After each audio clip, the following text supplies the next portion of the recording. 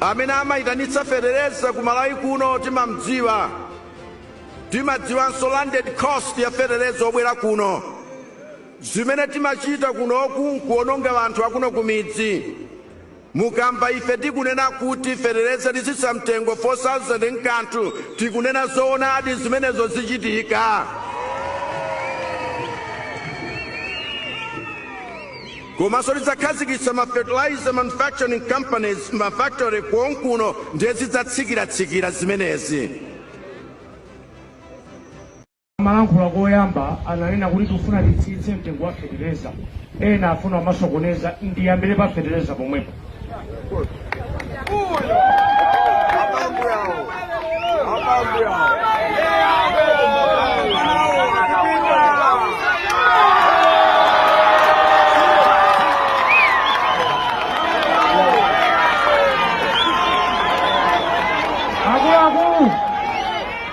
Tokonza ulimi tiyamba kumunda tisanafike kumsika.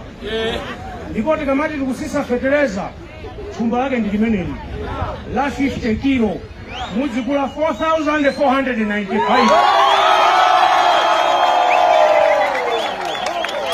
Ena kuna masokoneza osadani osatengera thumba lake ndi liti lilate kilo ili 50 limene ndelo kula pa 4,495. Is a subsidy, reducing the price of fertilizer. Yes, sir.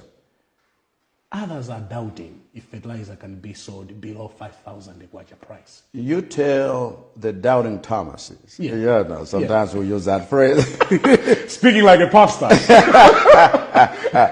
You tell everyone that doubts that they should no longer doubt.